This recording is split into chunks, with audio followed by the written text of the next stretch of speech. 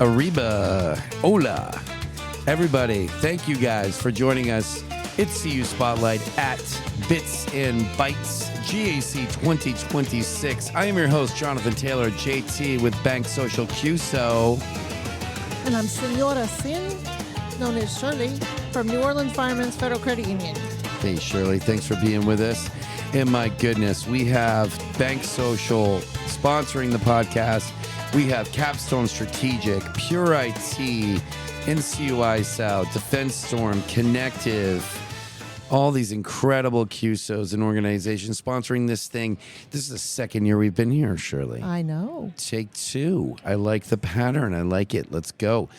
And we have with us today a gentleman that is near and dear to my heart because, number one, he's from New England Light, which is Connecticut. Wow. But you're on the Boston end, aren't you?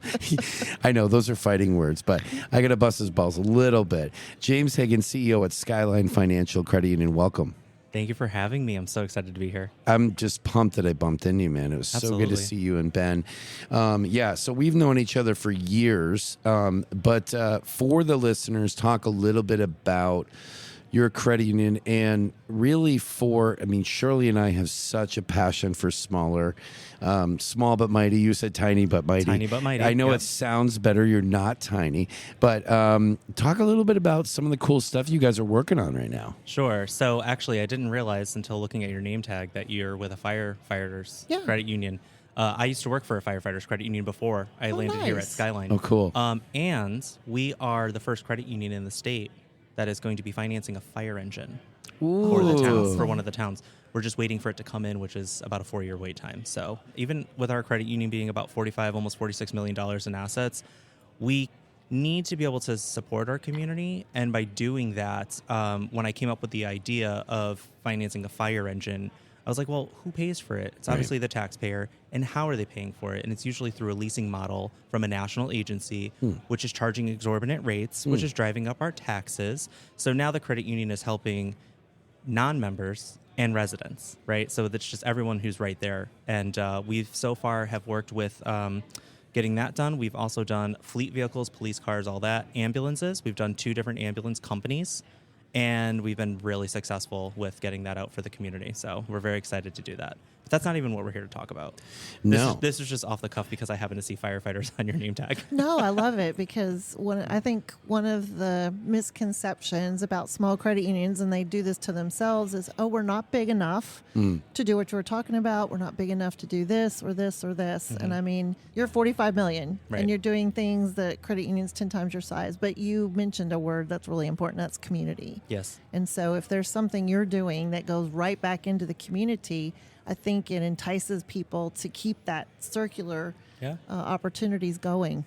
Thank you. But I also feel like, there's a pattern in these, small but mighty or boutique credit unions with people at the leadership role that ask a different question than I think other credit unions that are in that same category, which is, well, why can't we? What's stopping us from doing this thing? Here's a need. Why can't we do it? And then just asking questions to unveil the path to move forward, right? So this is inside baseball for me because I know so many amazing things that you guys already do and the listeners don't. So hum a few more bars of that. What are some other ways that you have said, well, why can't we ask questions until that path was revealed? Sure. So being a community chartered credit union and serving 3 counties, which is in our state about 2.5 million people as a field of membership. Wow. So we've got about 4,100 plus members growing. We added 800 members in the last year. Nice. So all organic, all through our advertising, all through our outreach. And people are like, how are you growing your membership by 12%? And one of the biggest thing is that we're staying connected with our local nonprofits. So the Annie C. Courtney Foundation is one of them. If there's anyone that's listening out there who's a fellow foster parent or adoptive parent, it's important to look into that and lean into that because there's a lot of children out there that have needs. Wow. So most states, I could speak for Connecticut because that's where I live, but most states at the age of 18, once the child ages out, if they're not already adopted, are essentially homeless. They might have a 30-day voucher. They might have maybe a 6-month voucher to live somewhere. And then after that, the state's like, see you later. So the Annie C. Courtney Foundation in this case said, we want to help the youths that are aging out, and we want to provide housing. And in order to do that, we have to buy some houses. So what's the best method? Now, in Waterbury, where we are, we're very densely populated with multifamily homes, 2 families, 3 families, 4 family homes, and a number of large apartment buildings too. So I said, well, let me review your 990s. I'm going to make sure it happens. Like, as long as we can figure out a way, we're going to do it. So we gave them a mortgage, and we gave them a line of credit, and they ended up buying 3 condos. And now they have been housing for a little over a year these I'm going to say students, these children that have aged out. They're now young adults, and they're provided with a safe environment that they can live in. They feel prideful because they now have a place that they can call their own, and things are taken care of for them. And that's where the credit union came in and said, yes, she had went to multiple banks and other credit unions, and they've turned her away. And I said, we're not going to do that because we need to do this. This is our next generation. Like, this is the person that we need to help the most. And we've been able to do that quite successfully. So turn to your nonprofit, see what they need help with, because it's not just the $1,000 sponsorship to the pasta dinner. It's not just the maybe getting your logo on something. We're impacting these 3 individuals who are living in these apartments in ways that are tenfold. And now they're just going to turn to the credit union for all their future needs. And we all know, you know about 200 plus people, you know about 200 plus people. I know about 200 plus people just in my network.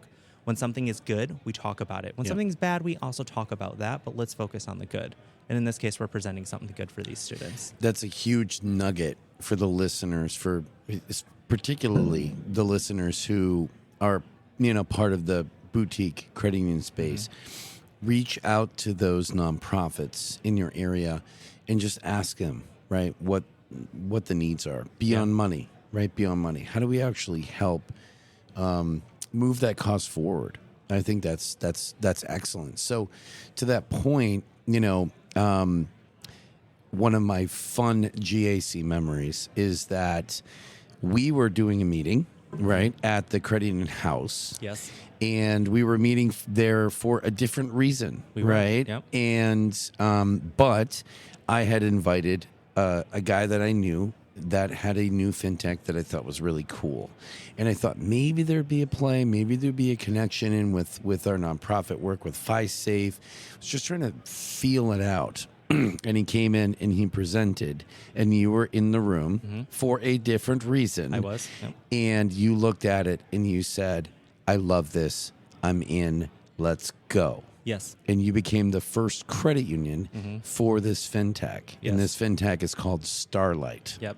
So talk a little bit about that, because I think it is so important for our boutique credit unions to understand that they have a superpower when it comes to bringing FinTechs into our space, which is that you are a small ship that can turn quick, and you can be that early adopter flag for a FinTech that's now taking off. So talk a little bit about that. Right before that, I just want to add my fellow small credit union leaders that are out there right now, and maybe some large ones who feel that they can't do it because of size or budget or whatever.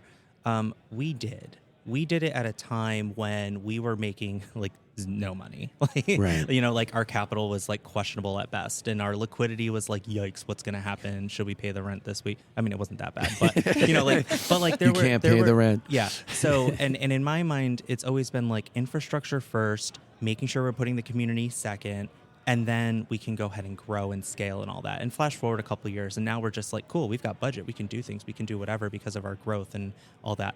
But Starlight specifically, once I heard what they were doing with their program in which you can match an individual to their basic needs that they're maybe like close to or adjacent to, but don't know that they have access to it because they don't know how to find it, right? So the people that we serve, I mean, sometimes our median income people are like $28,000 a year. Yeah. Who's living on that? Zero. Right. Like, you just can't. So you're going to be on rental assistance. You're going to be on heating assistance, electricity assistance, food, SNAP benefits, etc. So once they presented that we can drive the person directly to that benefit show them how to apply, tell them the list of things that they need, and kind of create this centralized hub. It just made sense. Yeah. And I wanted it turned on for not just the members, but for the community. So we push this out. We only capture the person's first name, their annual household income, and how many dependents we have. We're not asking for anything else. Well, maybe a phone number, because you got to verify they're real. We don't want we don't want to fill it up with a bunch of AI. But in reality, what we've done now is we've been connecting these people to that heating assistance, like getting that free oil tank filled. When I first heard this, I said, I don't care. We got to turn it on. And we did. And we launched it. It was June 1st of 2024, because we're now going on our second year with it. And there's nothing better than the typical story I think all credit unions are familiar of, right? So like hey, you've got me a home equity line of credit and now you're saving me X many dollars a month and I can buy groceries. Instead, we're saying, yeah, we can do all that, but now we've been able to connect you with food stamps. Now we've been able to connect you with financial aid. Now we've been able to connect you with the ability to have this month's rent covered, right? And that's not the case for everybody, but in this case, for some people, they need a hand up. It's not a hand out. Love it. And we have been helping and supporting all of them for so many years. My credit union's been around for 91 years. Okay, so you look great. Hey. Sorry. So funny side quest. When I started as CEO at the credit union in 2021, my community, because I was so involved, chambers and just the boards I serve on, they were like, "Wow, James, that's amazing! You started your own credit union." And I was like, "Well, no, it's like it's been around for a while. This is just my new home." This is before the child labor laws were enacted.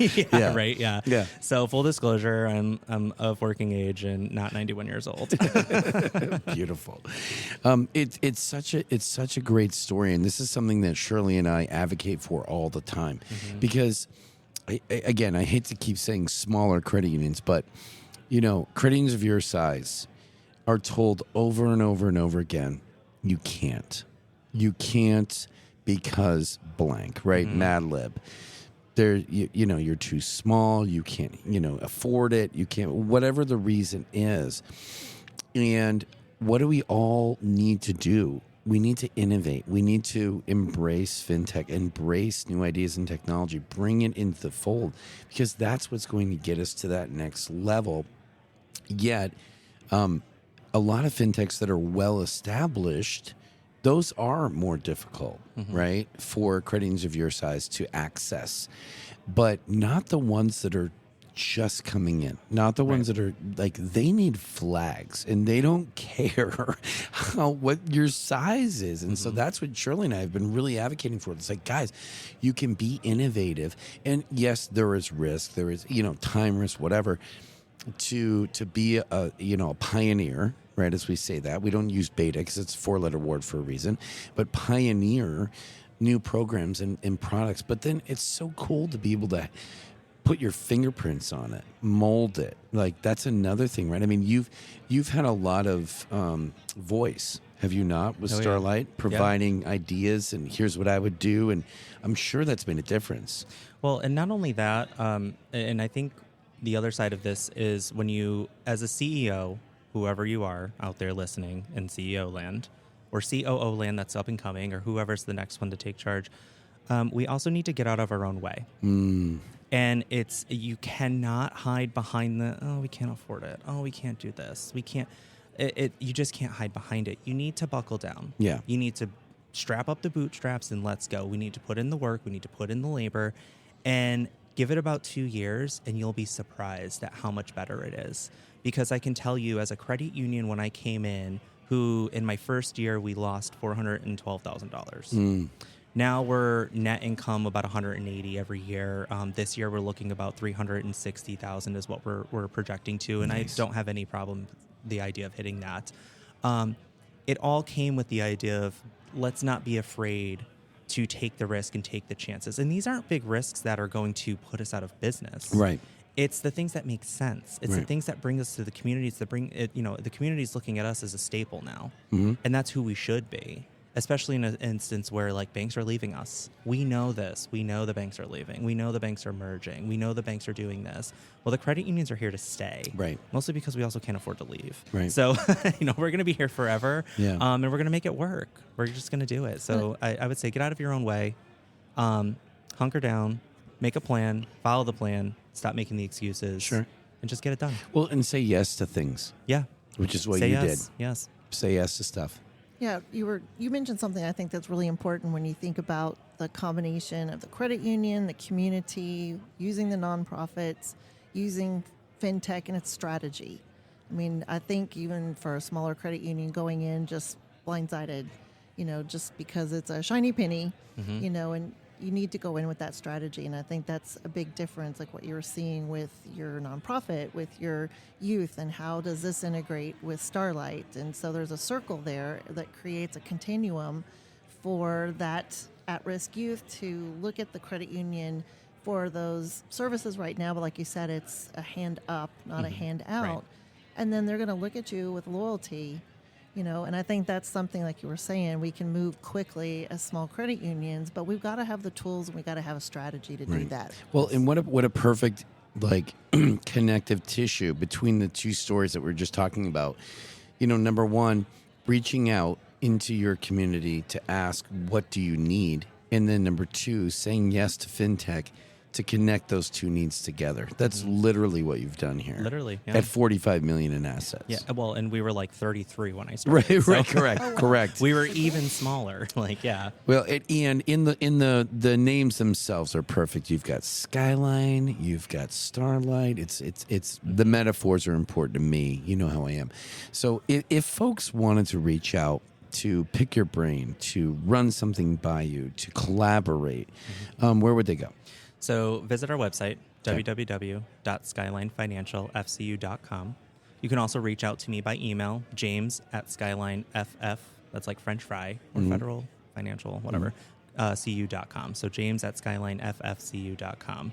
I'm a big collaborator. So I did recently post in the forums how small credit unions can do business accounts, do business lending, and I held a seminar all on my own. I had, I think, about 70 credit unions that joined. Wow. And it was just a team session that I set up for about an hour.